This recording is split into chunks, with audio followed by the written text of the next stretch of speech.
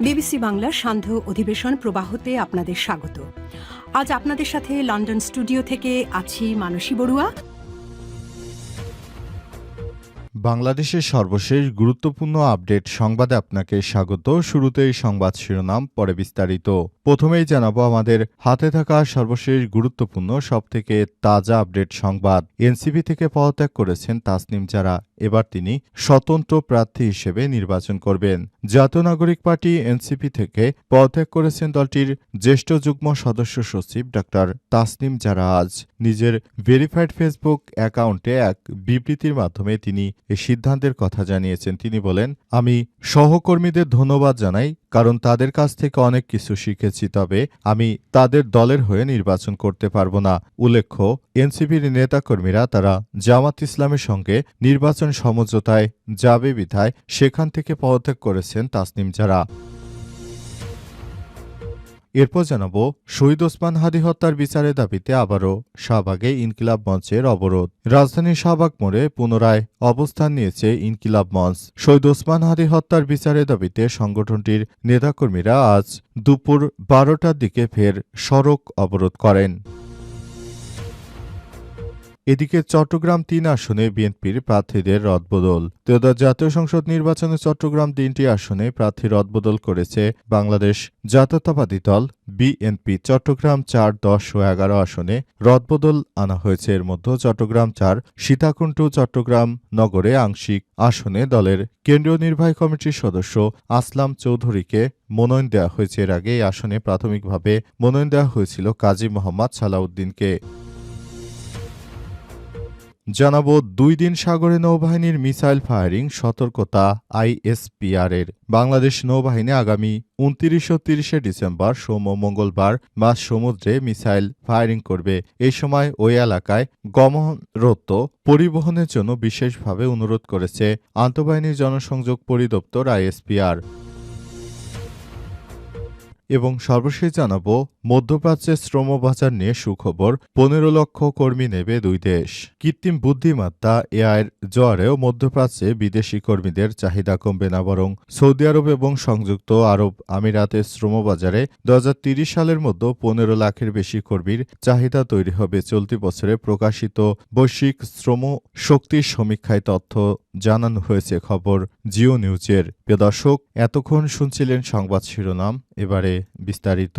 তবে তার আগে বন্ধুরা, অনুরোধ থাকবে এই সংবাদটিতে একটি লাইক দিন।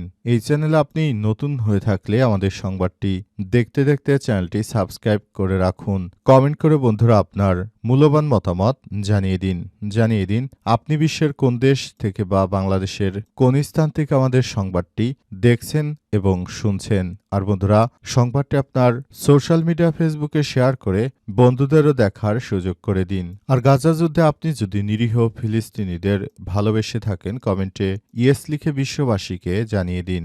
এবারে বিস্তারিত। এনসিপি থেকে পদত্যাগ করলেন তাসনিম জারা। জাতীয় নাগরিক পার্টি এনসিপি থেকে পদত্যাগ করেছেন দলটির জ্যেষ্ঠ যুগ্ম সদস্য সচিব ডাক্তার তাসনিম জারা। বিষয়টি নিশ্চিত করেছে দলটির এক যুগ্ম সদস্য সচিব। পদত্যাগ করে তিনি এনসিপির দলীয় গ্রুপে লিখেছেন, প্রিয় সহযোদ্ধাগণ, আমি দল থেকে পদত্যাগ করেছি। গত ১.৫ বছরে আপনাদের থেকে অনেক কিছু শিখেছি, সেজন্য আন্তরিক কৃতজ্ঞতা। আপনাদের জন্য শুভকামনা রইল।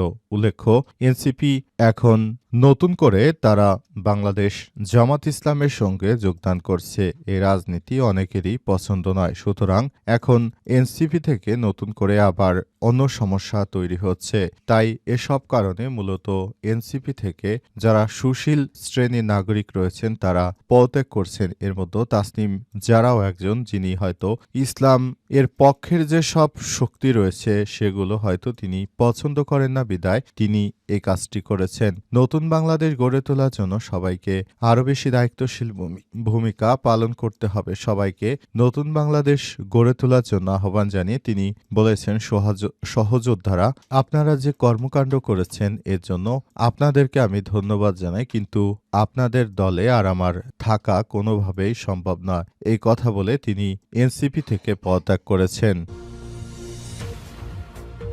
শহীদ ওসমান হাদী হত্যার বিচারের দাবিতে আবারও শাহবাগে ইনকিলাব মঞ্চের অবরোধ। বিএনপির ভারপ্রাপ্ত চেয়ারম্যান তারেক রহমানের ইনকিলাব মঞ্চের আহ্বায়ক শহীদ শরীফ ওসমান হাদীর কবর জিয়ারত সম্পন্ন হওয়ার পরই রাজধানীর শাহবাগ মোড়ে পুনরায় অবস্থান নিয়েছে ইনকিলাব মঞ্চ। শহীদ ওসমান হাদীর হত্যার বিচারের দাবিতে সংগঠনটির নেতাকর্মীরা শনিবার ২৭শে ডিসেম্বর দুপুর 12:30টার দিকে ফের সড়কে অবরোধ করেন। এর আগে শনিবার সকালে তারেক রহমানের আগমন ও নিরাপত্তাজনিত কারণে শাহবাগ মোড় থেকে সাময়িকভাবে অবরোধ তুলে নেয় সংগঠনটি। এ সময় আন্দোলনকারীরা শাহবাগ মোড় ছেড়ে আজিজ সুপার মার্কেটের সামনে অবস্থান নেয়। প্রত্যক্ষদর্শীরা জানিয়েছে, তারেক রহমানের গাড়িবহর এলাকা ত্যাগ করার পর তারা মিছিল নিয়ে পুনরায় শাহবাগ মোড়ে সমবেত হন এবং অবরোধ শুরু করেছেন। ইনকিলাব মঞ্চের পক্ষ থেকে জানানো হয়েছে, আজ জুমার নামাজের পর থেকেই শহীদ ওসমান হাদী হত্যার বিচার নিশ্চিতের দাবিতে তারা অনির্দিষ্টকালের জন্য এই কর্মসূচি শুরু করে। শুক্রবার সারা রাত তারা শাহবাগ মোড়েই অবস্থান করেছিল। আন্দোলনের মুখে শাহবাগ এলাকায় ব্যাপক পুলিশ আইন শৃঙ্খলা রক্ষাকারী বাহিনী মোতায়েন করা হয়। অবরোধ কর্মসূচিতে বক্তব্য দেন ইনকিলাব মঞ্চের সদস্য সচিব আব্দুল্লাল জাবের। তিনি বলেছেন, বিচার নিশ্চিত না হওয়া পর্যন্ত রাজপথ ছাড়বেন না তারা। হত্যাকাণ্ডের সঙ্গে জড়িত পরিকল্পনাকারী এবং সরাসরি হত্যাকাণ্ডে গ্রেপ্তার না করা পর্যন্ত আন্দোলন চলবে বলে ঘোষণা দিয়েছেন তিনি। এই ঘোষণার পরই সেভাবেই আন্দোলন চলছে। চট্টগ্রামের ৩ আসনে বিএনপির প্রার্থী রদবদল। ত্রয়োদশ জাতীয় সংসদ নির্বাচনে চট্টগ্রামের ৩টি আসনে প্রার্থী রদবদল করেছে বাংলাদেশ জাতীয়তাবাদী দল বিএনপি। চট্টগ্রাম ৪, ১০ ও ১১ আসনে এই রদবদল আনা হয়েছে।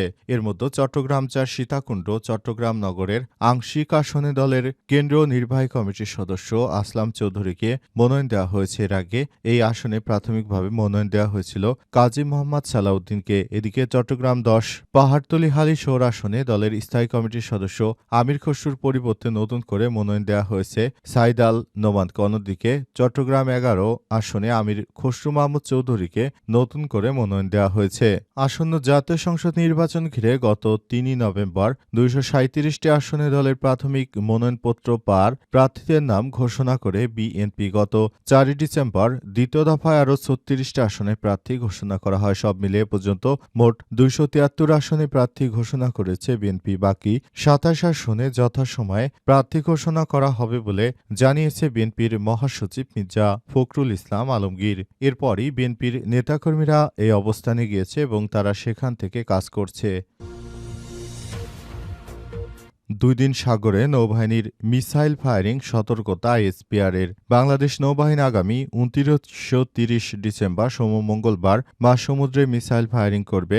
এ সময় ওই এলাকায় গমনাগম পরিহারের জন্য বিশেষভাবে অনুরোধ করেছে আন্তঃবাহিনী জনসংযোগ পরিদপ্তর আইএসপিআর। আজ এক বিজ্ঞপ্তিতে আইএসপিআর এই অনুরোধ করে। এতে বলা হয়েছে, ২৯ থেকে ৩০ ডিসেম্বর বাংলাদেশ নৌবাহিনী কর্তৃপক্ষ কক্সবাজার ও হাতিয়ার মধ্যবর্তী সমুদ্র এলাকায় মিসাইল ফায়ারিং পরিচালনা করবে। এ সময় জানমালের নিরাপত্তা, সকল নৌযান, মাছ ধরার নৌকা ও ট্রলারসমূহকে ওই এলাকায় অবস্থান এবং চলাচল পরিহারের জন্য বিশেষভাবে অনুরোধ করা হয়েছে এবং বলা হচ্ছে যেন এই ধরনের কোনো সমস্যা সৃষ্টি কেউ না করে সেজন্য সেনাবাহিনীর পক্ষ থেকে নিশ্চিত করা হয়েছে এবং বলা হয়েছে কেউ যেন ওই এলাকায় এসে তারপর কোনো ধরনের বিশৃঙ্খল পরিস্থিতির মধ্যে না পড়ে সেজন্য সবাইকে আগে থাকতেই সতর্ক করেছে বাংলাদেশ সেনাবাহিনীর সদস্যরা। সেনাবাহিনীর পক্ষ থেকে এসব বিষয় নিয়ে খুবই গুরুত্ব দেওয়া হচ্ছে এবং নতুন করে এসব আসনে যারাই এই ধরনের সমস্যা তৈরি করার চেষ্টা করবে তাদের বিরুদ্ধে